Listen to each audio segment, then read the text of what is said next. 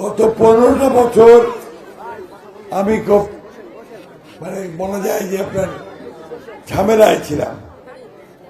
আমার দলের বিএনপির প্রধান খালেদা জিয়া তিনি জেলে ছিলেন, আর তারপরে যে নেতা তারেক রহমান তিনি নির্বাসিত হয়ে লন্ডনে ছিলেন।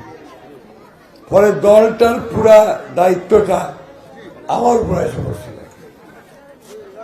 তো আমরা সারা দেশে এই দলকে ঠিক রাখার জন্য ঠাকুরগাঁয়ে কম আসতে পারছি।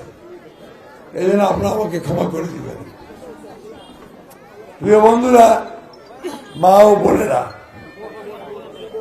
আমরা রাজনীতি করি দেশের মানুষের কল্যাণের জন্য, ভালোর জন্য। যে এলাকাটা উন্নত না সেটাকে উন্নত করার জন্য, যেখানে রাস্তাঘাট নাই রাস্তাঘাট করার জন্য, স্কুল কলেজরা স্কুল কলেজ করার জন্য, হাসপাতাল করার জন্য, আর শান্তিতে থাকার জন্য, তাই না? তো বিগত সময়গুলোতে আমরা খুব শান্তিতে ছিলাম না। আমাদেরকে প্রায় জেলে যেতে হয়েছে। আমাদের এই ঠাকুরগাঁতেই আপনার 70টা মামলা হয়েছে। আমাদের প্রায় 7,000 আসামি ছিল। আল্লাহর অশেষ রহমতে এই 14-15 বছরের এই দুর্দিন কালো রাত পার হয়ে আমরা এখন একটা সুদিনের সামনে আসছি, একটা ভালো সম্ভাবনা দেখা যাচ্ছে, তাই না? যেমন আপনার ধানের ক্ষেতে ধানটা পাকার আগে যখন সবুজ হয়, পাকতে থাকে, তখন মনটা কৃষক ভাইদের খুব ভালো হয় না? একটু ভালো ভালো ফসল হবে। এবার ওইরকম আমরা এইবার দেশে একটা ভালো নির্বাচন হবে, সবাই ভোট দিতে পারবে, ভোট দিয়ে ভালো মানুষটাকে ভালো দলটাকে নির্বাচন করতে পারবে, এরকম একটা আশা মনের মধ্যে যাচ্ছে, তাই না? তারপর আপনারা সবাই কিন্তু চান যে এবার আমরা ভোট দিব। আর আমাদের যে ছেলেরা মেয়েরা আছে 18 বছর বয়স হয়েছে, ওরা আবার নতুন ভোট দিবে প্রথমবার। এর আগে অনেক ভোট দিতে পারে নাই, বয়স হয়েছিল কিন্তু ভোট দিতে পারে নাই, ভোটার হয়েছিল ভোট দিতে পারে নাই। ওই আগরাই তো সব লেগেছে, ভোটটা আগরে হয়ে গেছে, তাই না? এইবার সুযোগ আসছে, আমরা ঠিক মতো ভোটটা দিতে পারবো। এই জন্যই বন্ধুগণ আপনাদের কাছে আমার অনুরোধ, যে আমার তো অনেক বয়স হয়ে গেছে, দীর্ঘকাল আমি আপনাদের সঙ্গে কাজ করছি। আমার বাবা এই এলাকায় আপনাদের সকলের কাছে পরিচিত, চকা মিয়া। উনি তো 28 বছর আগে মারা গেছেন, চলে গেছেন। তাও এলাও লোকরা চকা মিয়া কথা জানে, ঠিক না? কেন? যে উনি ভালো কাজ করে গেছেন। আজকে ওনার ছেলে হিসাবে আমিও আপনাদের সামনে এসেছি।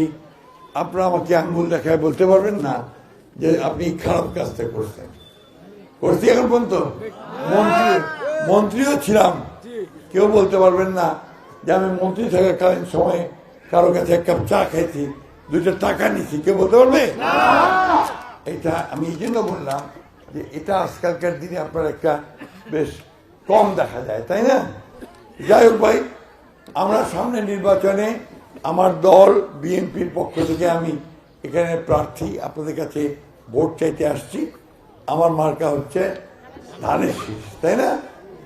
গতকাল রংপুরে আমার তরুণ নেতা তারেক রহমান, শহীদ জিয়া আর খালেদা জিয়ার ছেলে, শহীদ জিয়া আল্লাহর কাছে চলে গেছেন, খালেদা জিয়া আল্লাহর কাছে চলে গেছেন, কিন্তু দুইজনের কথাই এই দেশের মানুষ মনে রাখে।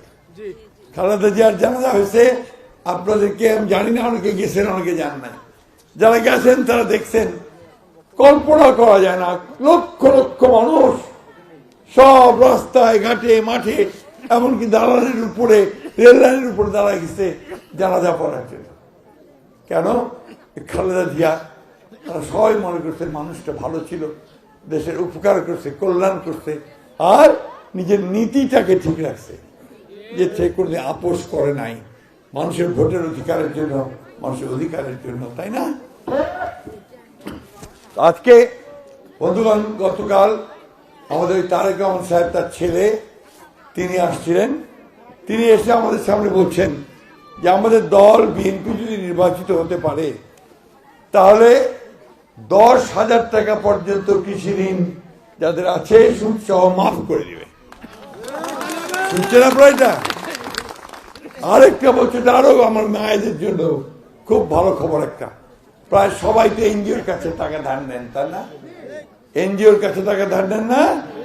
বলছে এনজিওর যত টাকা আছে এটার দায়টা নিয়ে নিবে সরকার, আমরা যদি সরকার গঠন করতে পারি, এবং আমার মায়েদেরকে মৌকুফ করে দিবে।